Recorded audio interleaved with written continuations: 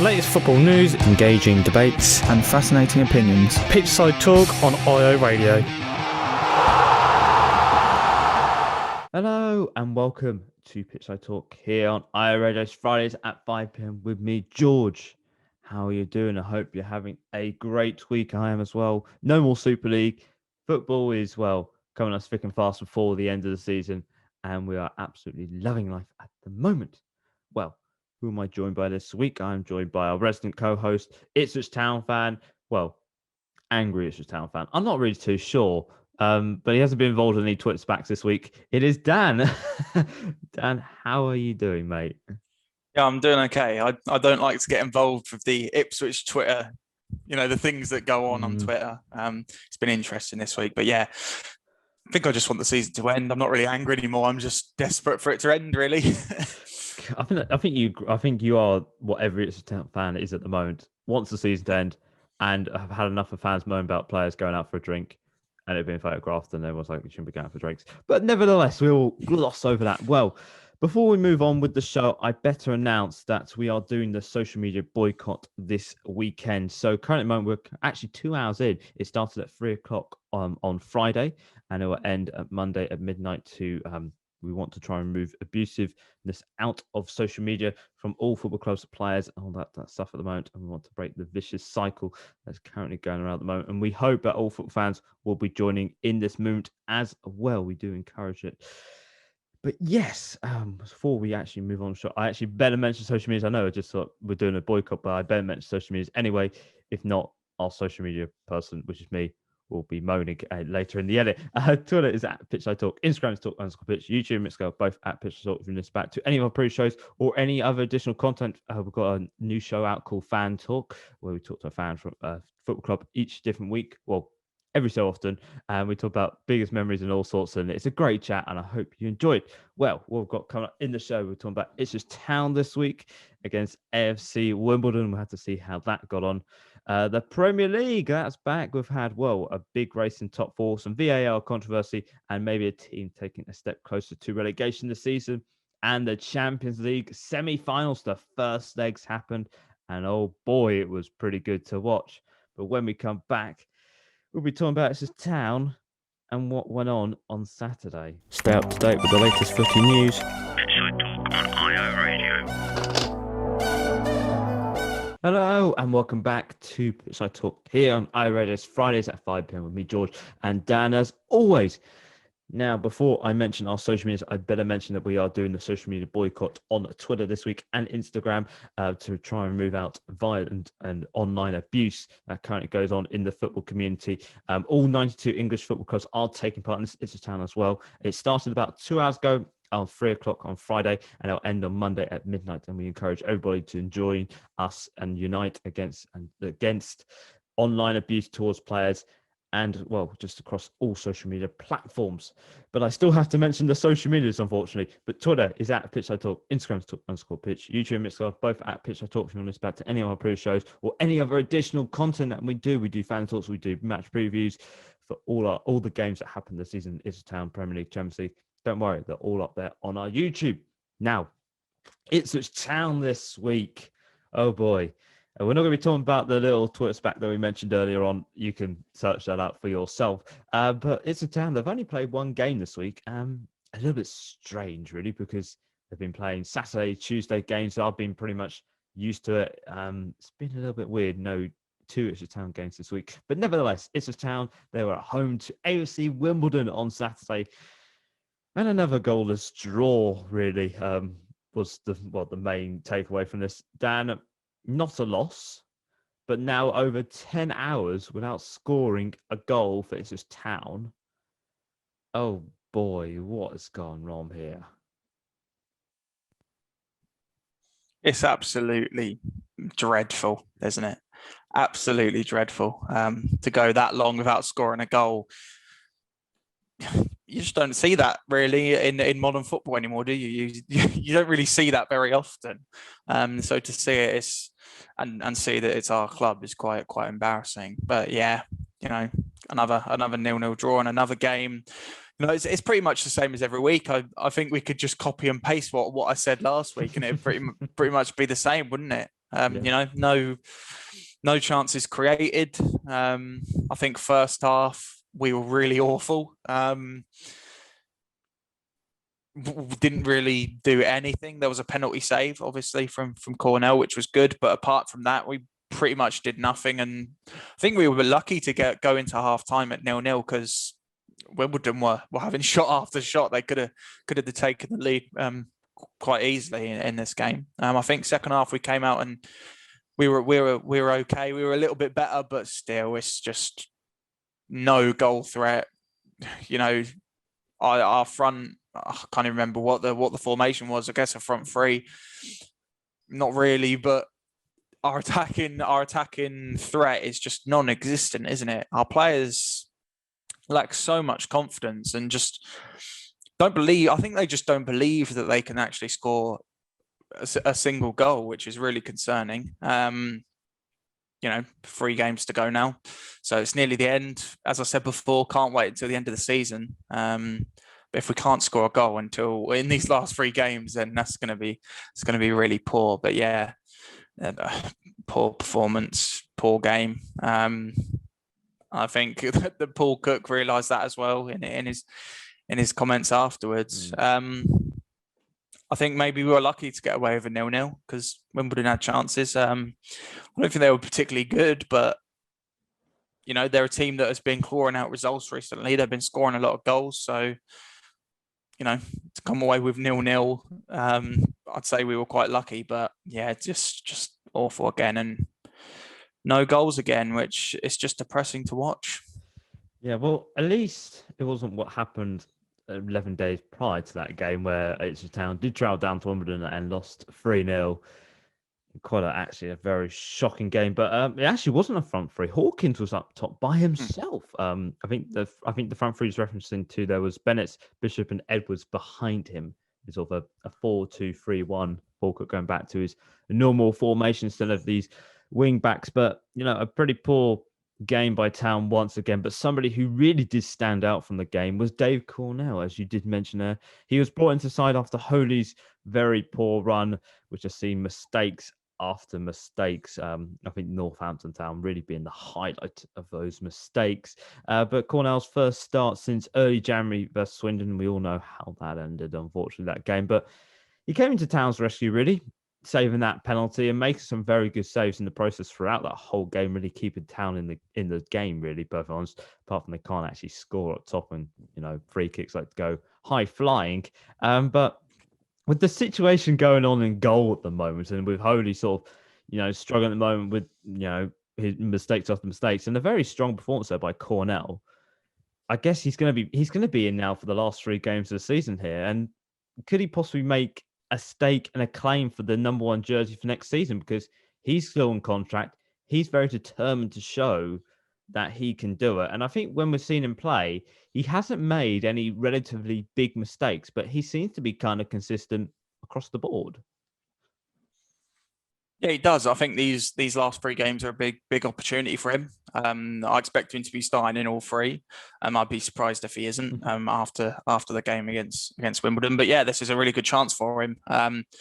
As you said, he hasn't set the world alight, but he hasn't really made any mistakes when he's been in. I can remember one against Portsmouth in the FA Cup where he kind of let it go through his front post from a free kick, but that's about it. With Holy, you could probably list the amount of mistakes that he's made. So yeah, it's good to see that we're trying with Cornell now. I think overall we're not really happy with the 2 keepers we have. But I only think I've always thought this in the last season when we had Norris in goal, and this season I think really with Ipswich fans we had such a good time with Białkowski. He was absolutely fantastic, and when he left, we were expecting a keeper to live up to that. But it's pretty difficult to find a keeper like Bart and live up to his standards. But yeah, it's good to see that Cornell had a really good game. I think Holy needs a rest. I don't think he's a bad goalkeeper. He just makes so many mistakes. His distribution needs improving. I think he can, stop shots pretty well. although he doesn't really get a chance to actually do it. And when he he doesn't really dive very much either, does he? That's one of the things, people will complain about with him. But I don't think he's an awful keeper, but I think he just needed time out, because he's been in such poor form, and it's good to see that Cornell's come in. Whether he'll be number one next year, I guess we'll have to wait and see how he does in these 3 games, sorry. And if we sign a new keeper in the summer, we might do. You never know. So it'll be interesting to see what happens at the end of the end of the summer into next season. I don't know if Holy's out of contract. I don't think he is. No. So I'm expecting both of them to still be here next year. Obviously, we let go. I can never pronounce his name. Presbeck or something. And Harry Wright and Harry Wright as well. I was a bit disappointed that I'd like to see how they could do. But obviously they seem like they don't have a future here, which is fine. But I expect a new keeper to come in. I know we had some American keeper on trial. I think, can't remember his name, but he was in the LA Galaxy academy. Started already with the Americans coming over, but yeah, I think a new keeper is probably will come in. But I think these 3 games and maybe pre-season as well, Cornell's got a chance. He can show off what he can do. Yeah.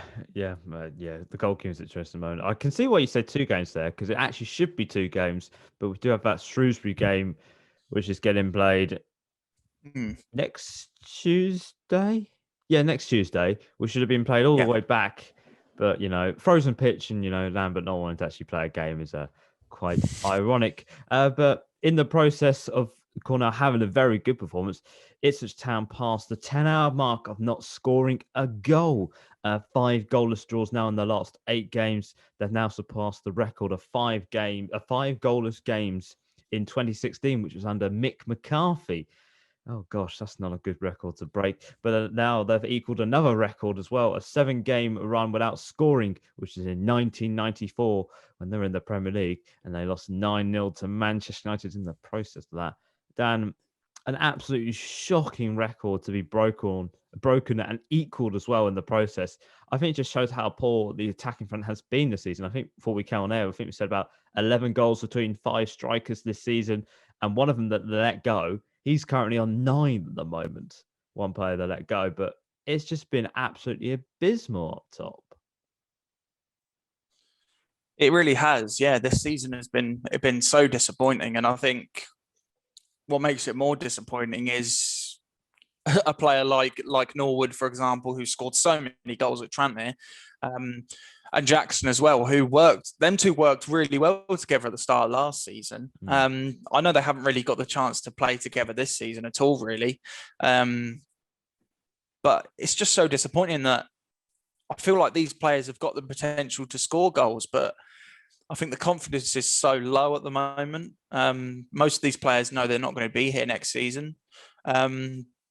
So it's just not coming, and it's really, really frustrating and boring to watch. It really is, because that's what football is. It's the obvious thing, isn't it? That's what football is. So if you can't do that, then what are you? Seriously, and that's what's happening with us at the moment. So yeah, I think I've said it before. Can't wait until the season ends so we can actually get in some new players and hopefully some new strikers who can score goals, because the record is pathetic, and fans are just absolutely fed up. I do feel sorry for our new owners, because they've come in, they haven't even seen a single goal yet. It's been nearly a month now, and they haven't even seen one goal. That is just. It's just awful. Makes me think what they think they've signed up to. But obviously they know that there's potential here. But this season's just been so awful in the attacking. The attacking third. I think defensively we've been okay at times, but it's been really disappointing. I guess the midfield has to take some responsibility in that as well, because the midfield's been lacking this year as well. I think they haven't really been feeding the ball through to the front. Well, whatever formation we playing, whether it be a 3 or a 1 up top. But yeah, massively disappointing season. Well, as you mentioned there about the attack line, I want to throw in a quick question. There has been a rumor about a striker coming in the summer, a former Blue striker as well, in Jordan Rhodes. He's been rumored to come in. He's out of contract in the next few weeks with Sheffield Wednesday. We all know where he has been. He has been playing at Norwich not so long ago, but he's going to be on the market. He's 31 now. Would he be possibly a good sign if it's Town? Would he probably help fill the goals? But he's had that affiliation with Norwich, which might have just hindered his return back to Ipswich Town. But, a striker being rumored is good, but maybe not the right guy. No, I think short term, I think it'd be an okay signing because he's been proven at championship level that he can score goals. I think he's miles better than what we have at the moment. That's for certain. But the problem for me is that we're trying to build a team for the future, and I don't think signing a 31-year-old is really doing that. He's coming up to the end of his career. He'll only really come down to Ipswich to, I don't think that is really a progressive move in his career for him. I don't think it will happen personally. I just don't think he'd be the right person. And I think that Norwich link doesn't help him either.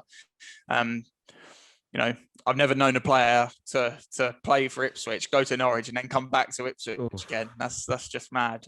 But yeah, I wouldn't go for him personally. I think he's a good player. Obviously, there's no denying that. He's a great player and he's a great goal scorer and he's done it at championship level. But if we're being progressive as a team, if we're trying to build a team to get into the championship and compete in the championship next year, he'll be 32, 33 next year in the championship.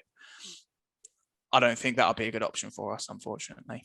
Well, fair enough then about that. Well, it's just he's been rumoured, and I thought, maybe got ties to Town, but maybe that Norwich link won't help. But we're going to move on to Paul Cook once again after the game. He was brutally honest in his post-match interview. I think he said he's going to be short and sweet. He wasn't really, not to be rude. But he described the first half as one of the worst he's ever seen as a manager by his own side. Which led on to a very great line, which I've really quite enjoyed. With the great respect to myself at the moment, the staff and the players in here, it looks like we've won the raffle to play at this ground and we don't deserve the right to. Oh, brutal burn there. But even he's saying he's not enjoying watching his side and he feels sorry for the fans. I think he said that he doesn't want to know the numbers of how many people are watching on iFollow because he said, when Marcus told him it was 10,000, he didn't want to know how many it is now because people will find something better to do. And perfectly honest, people are, which we can be perfectly honest here. But he's straight to the point as he always Dan. There's 3 games now left of the season. We're not really too sure what he's going to come out. Apparently, he isn't going to be playing the kids, which is going to be very interesting to see. But I think we can see the demolition work has now started really at the club. A lot of stuff going on behind the scenes, season tickets. The sponsorship's going to be changing next season, which is going to be very interesting. Maybe we might have something American themed. I think that'd be brilliant. But there's an interesting question I want to ask you, which has been sort of floating around a little bit. So we know there's 12 players still left who haven't got a contract, at the end of the season. We know Judges, he is going now. There's still 12 players left without one. Could it be quite possible that all these 12 players might not get another contract here? And would you be surprised? Because that is something that's been suggested on the cards, and people won't be surprised if Paul Cook does that. No, I think it's on the cards, and I don't think I'd be surprised if that happens. And I think the fact that we're now nearly in May, a day or two away from May, and these players still haven't got contracts, I think that shows that there is some big changes coming. The only rumor we've really had is about Bishop, kind of in talks at the moment. But yeah, I would not be surprised if these 12 players are not here next season. Obviously, Alan Judge, he wasn't in the plans at all. If he played that one extra game, he would have gotten an automatic, renewal, which obviously Paul Cook didn't want, which is really interesting because he's arguably been one of one of the better players in this squad this season. So, I think Paul Cook's looking to be brutal with his, with these contracts, and it's really good to see that, he's interested in doing this stuff and changing this team around quickly. We say it a lot. We finally got a manager that's honest to us, who actually says it how it is. We had for so long a manager who just said we were playing well every week, which was just, getting boring. And I think Paul Cook, I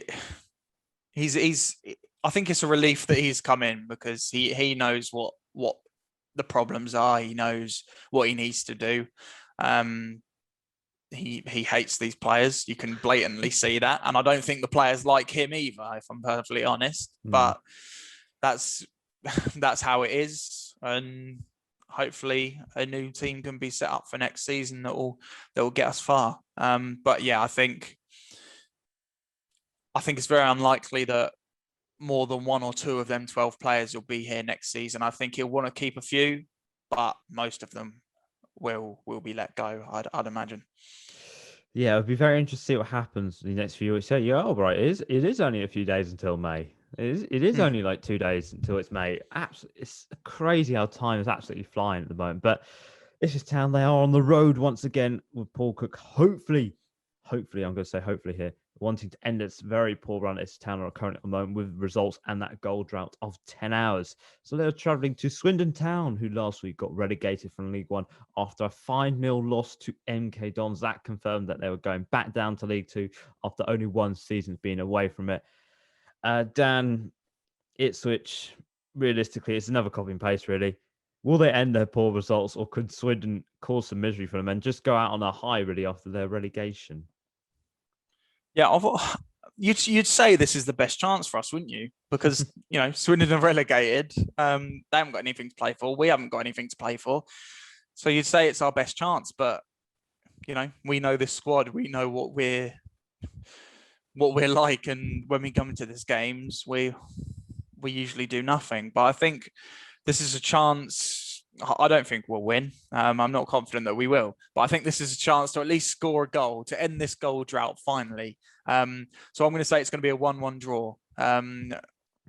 Is that a bit optimistic? Very optimistic. I can't believe that's cast as optimistic now. A 1-1 draw. It's mental, but yeah, I'm going to go for a 1-1 draw. I think there'll be one goal at least. That'll probably be the last goal before the end of the season, though. I'm so shocked that you're saying Ipswich Town are going to somehow beat the goalkeeper and get it in the back of the net. That's after seeing that free kick on Saturday, I don't know if they can ever get near the net again. Yeah, that's true. No, I'm going to keep with that scoreline though. 1-1. Let's go. Fair enough then. Well, that's Dan's score prediction for Swindon Town, versus Ipswich Town tomorrow afternoon. I would say let us know what your score prediction is, but unfortunately, we're all doing the social media boycott. But when we come back, we're going to be talking about the Premier League. And we're going to talk about the 8 games that took place. The top 4 race is now hitting some crunch time. VAR controversy, some old rivalries faced off again, and a relegation battle might just nearly be over for one side. We'll see what happens after this. Pitchside Talk on IO Radio.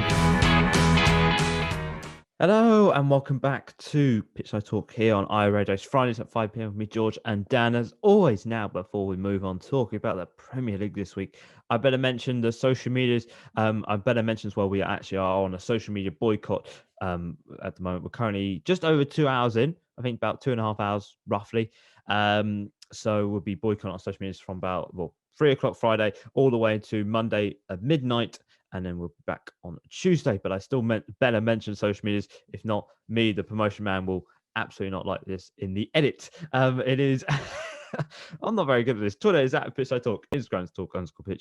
YouTube and Mixcloud are both at Pitchside Talk. If you want to listen back to this show, if you missed anything, us talking about Ipswich Town in quite a lot of detail, don't worry. 6 p.m. on our YouTube and Mixcloud, they'll be up. You can listen back to it. Now, this week, after the week we've had in the Premier League, which was overshadowed really by the Super League on and off the field, this week we've had 8 games take place as the top 4 race hit crunch time. VAR controversy old rivals faced off, and one side took a step closer to the relegation zone and a step closer to the championship for next season. So here are your results. So on Friday, Everton won 1-0 against Arsenal. I think they've ended a 25-year streak of losing to Arsenal. They've ended that now at the Emirates. Newcastle, they got a 1-1 draw against Liverpool, denting Liverpool's hopes of trying to get into the top four. Chelsea, they won 1-0 against West Ham, and they've taken a crucial step to top four. And Sheffield United won 1-0 against Brighton. Then Sunday, Burnley, they won 4-0 against Wolves. What? I'm stunned. And then the old rivalries between Leeds and Manchester United, that ended 0-0. How did that end 0-0? I will never know.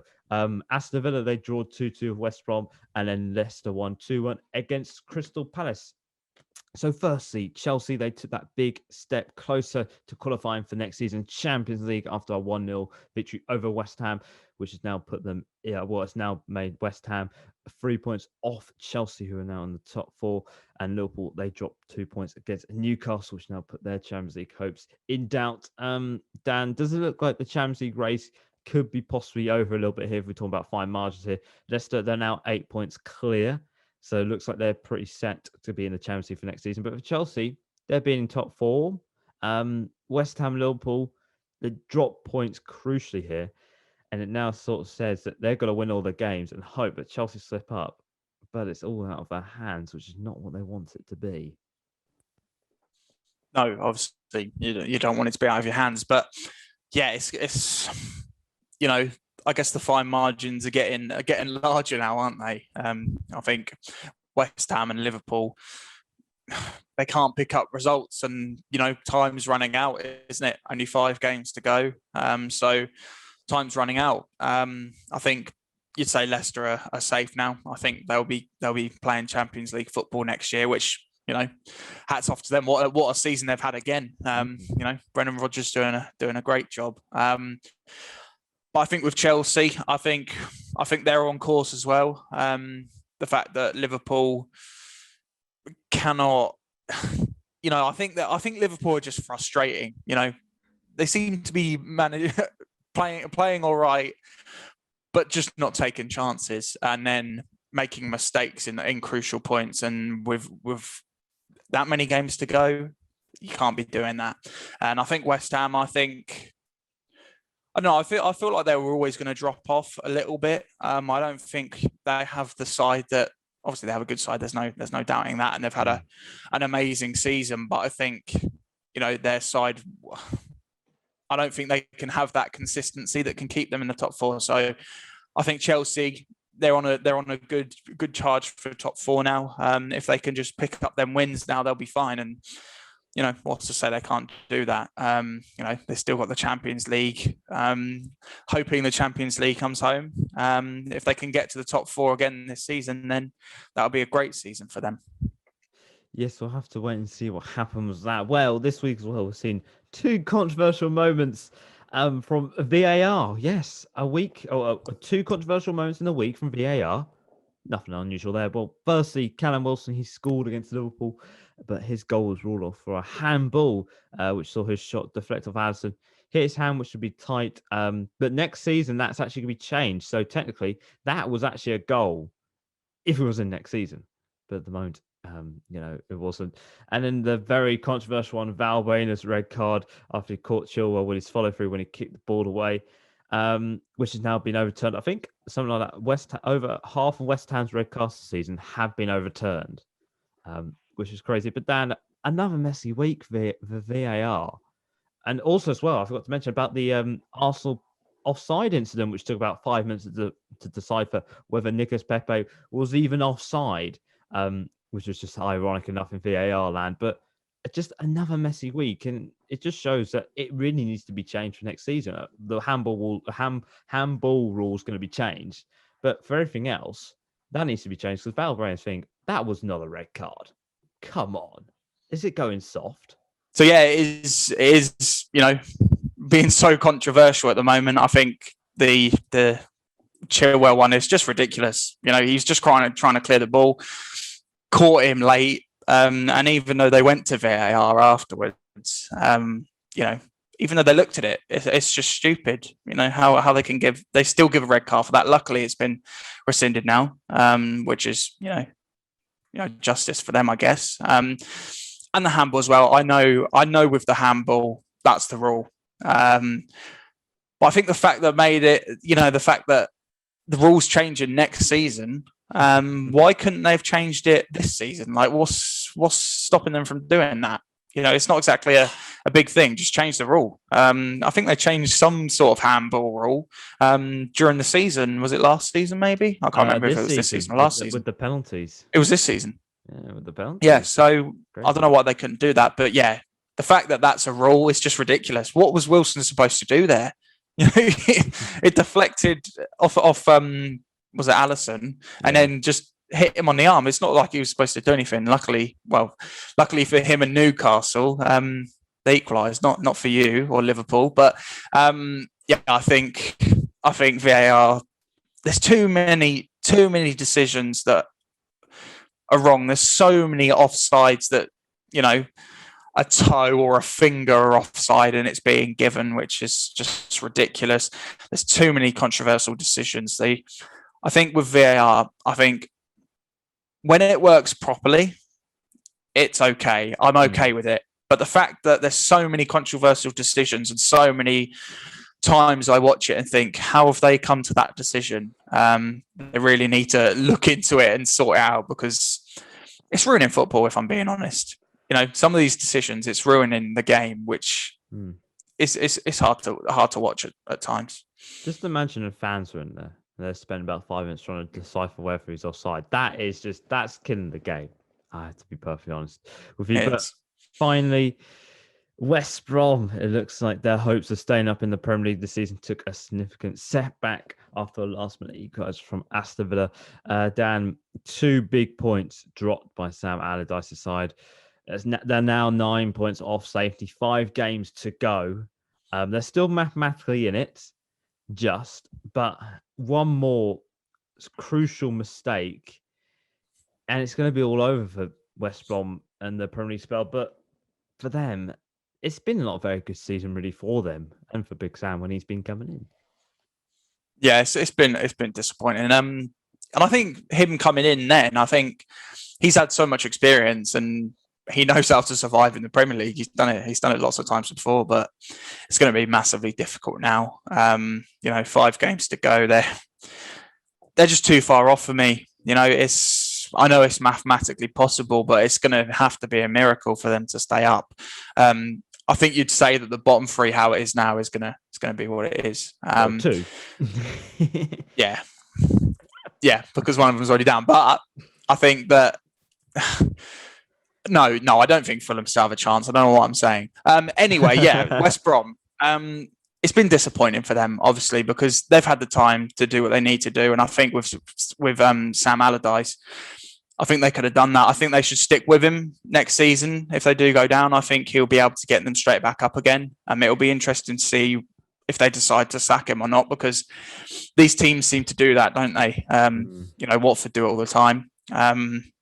Their manager will probably be sacked when they just got promoted for next season. But yeah, it will be interesting to see if Big Sam's still there next year. I would keep him. But yeah, I think any more mistakes now, and that's definitely nail in the coffin, isn't it?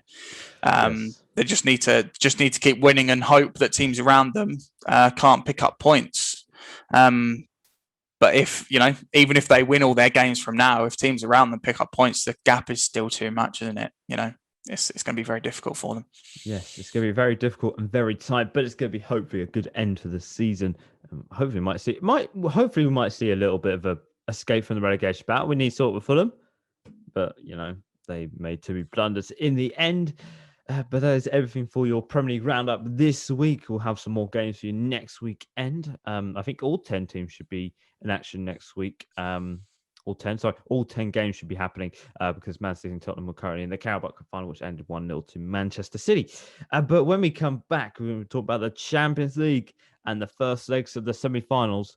And oh boy, could we dare to dream of an all-English final?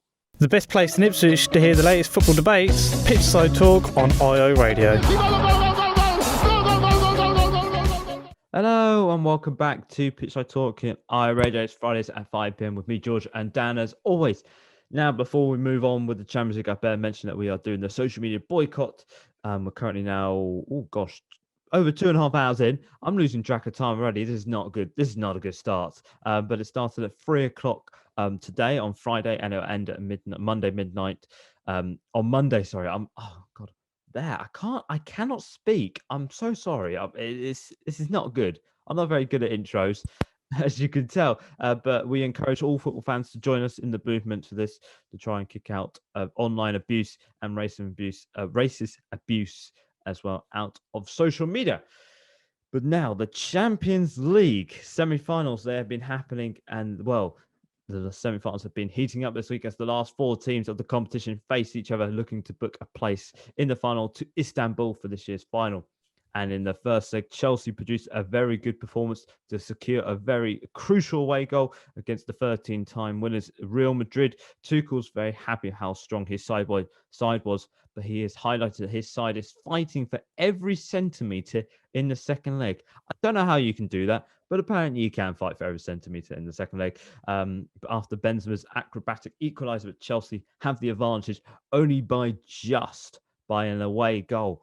But you can never rule out Real Madrid of a second leg knockout tie. And for Manchester City, they produced a superb performance, getting 2 crucial away goals versus PSG after coming back from 1-0 down in the first half, which saw Man City go behind in the first 15 minutes, giving them control of the second leg next week. It looks like maybe Man City might put their ghost behind them with this win. Dan, the first legs are done. Both English teams are now leading the ties. Chelsea just, Man City by just as well.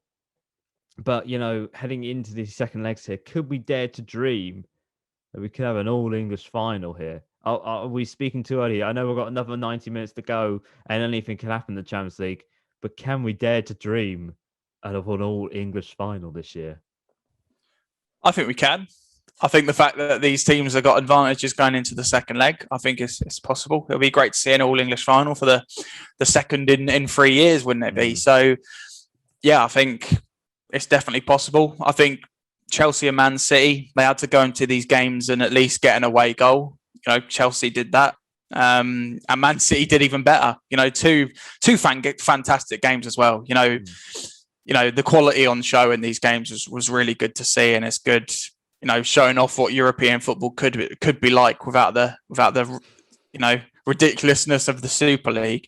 So yeah, that was really good to see. But yeah, I think Chelsea and Man City, they have the advantages. I think it'll be tougher for Chelsea.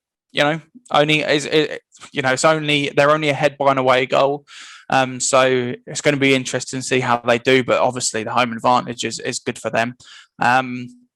I think Man City surprised me, actually. I thought PSG would go into this game and be able to beat them, but I think Man City did really well to get that 2-1 lead going into the second leg. So, I'm hoping that it's going to be an all-English final, because I love that when it happens.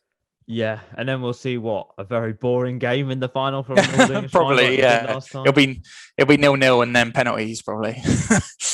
Oh, you're going back to 2008 right there. I think, was it Man U versus Chelsea? Actually, was it? Yeah. Actually, no, it wasn't 0-0. It was 1-1, wasn't it? I swear. In the end? I can't remember. I think it was 1-1 in the end. And then it went to penalties. And we won't mention what happened. Some people won't like it when we mention some details. Sorry, somebody slipped in the final. But yeah, that is everything for the Champions League roundup this week. So next week on Tuesday we've got Man City versus PSG, and on Wednesday we have Chelsea versus Real Madrid, and we'll see who is in the final, and we'll let you know as well who we think will win the final this year. Oh, so interesting. But when we come back, we're just going to have a little bit of time here for a football roundup. Pitchside Talk, footy debate from the Premier League Outback. Hello and welcome back to Pitchside Talk here on iRadio. It's Fridays at 5 p.m. with me, Georgia, and Dan, as always. Now, we're going to quickly move on into this because we've got a bit of time for a football roundup. Hooray! We love a good old football roundup. And Dan, are you starting this week or is it me? I actually don't know who's starting this week. I forgot to ask. Oh no, that's all right. I'll start this week. Because we didn't have a football roundup last week, did we? Because there was no news. No. There's plenty of news. So yeah. Anyway, I've got some off the pitch Ipswich news actually this week. Obviously, it's been an interesting few months to be an Ipswich fan, but we got the season ticket announcements yesterday. So under 12s and under 19s are going to be having a free season ticket next year, which is really good. I'm 20, so typical. And I think if you pay over £230, you get a refund of like a third of that or something. I think it is. So I have to pay full price and not get a refund because I'm not going to be paying £230, which is a bit of a bummer, but fair enough, I guess. But yeah, they did a really good video with it as well, which, you know, if you haven't watched, it's on Ipswich's Twitter, which is really good. And also, it was announced we're going to be getting a new shirt sponsor next season, which will be interesting. I wonder if it will be an American company. We'll have like, I don't know, Dunkin' Donuts on the front of our shirt or something. Subway. On a sub. No, I think it'd be interesting to see. There could be a really good opportunity to have something sort of like really quite cool, because I think all the time we've been supporting as fans, it has been Marcus Evans Group or betting companies. So there's a chance here for something brand new, or the Carers Trust, but it's basically Magical Vegas, really, but not Magical Vegas. Yeah, because they I can't remember what that. Well, they let them have the the shirt sponsor, didn't they? Even though they were still the main sponsor. But yeah, I'm pleased because that Magical Vegas logo I don't think looked great on our shirt. I think they did well with it last season where they took the colour out, but didn't really like that logo. Nah, it wasn't great. It should be perfectly honest from a design point. Well, I've got some interesting news for you, and it's takeover news at Arsenal. So the founder of Spotify has proposed a very serious offer, I have to say, to buy Arsenal with funds of about £1.8 billion, rumouredly.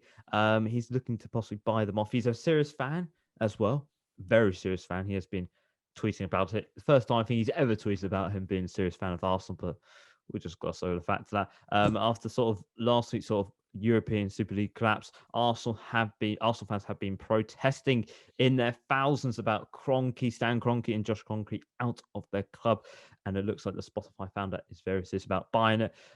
He's got the backing from Thierry Henry, Des Bergkamp, and Patrick Vieira in his joint bid, so we'll have to see what happens there, and we'll have to see if he gets it. The Kroenkes have said that they're not willing to sell, but we saw that with one owner, and he sold in the end. So we're not too sure, but sometimes that might mean a little bit more money is needed on the tail. But we'll be keeping an eye on that in the next coming weeks and days, because Arsenal could have some new ownership, and it might be quite good for them because he's very serious about Arsenal, and he is a fan of them as well, which is interesting as well. But that's the end of the show. We've reached the end of the show. That's all the football roundup we have got this week. I want to thank Dan for being on the show today. Dan, thank you very much as always. No problem. I guess I'll see you next week where we'll be talking about two Ipswich games. We'll have one on Saturday. The last double header of the season, it'll be. Yeah, and then there'll just be one more left. One more. Oh, can't wait. and then the Demolition Man can start his work on a full-time basis. Oh gosh, what a time it's been to be an Ipswich fan. Well, what we've got coming up after us, we've got the Gap Show 6 till 7, the Reba Show 7 till 9, and Flip Switch 9 until 10. And I better mention social medias. We are still on our social media boycott, and that will be running until midnight Monday. And we encourage all football fans to join us in the fight against online abuse and racist abuse as well on social media platforms. So Twitter is at Pitch I Talk, Instagram is Talk_Pitch, YouTube and Mixcloud both at Pitch I Talk. But don't worry if you missed anything from today's show. It'll be up at 6 p.m. straight after the show is actually finished. It'll be up on YouTube and Mixcloud if you want to listen back to anything we've been talking about today, and you want to see any additional content, head over to our YouTube channel. So he's been Dan, I've been George. We'll see you next week, and ciao. So. The whistle has been blown for full time. Tune in next week for another jam-packed show.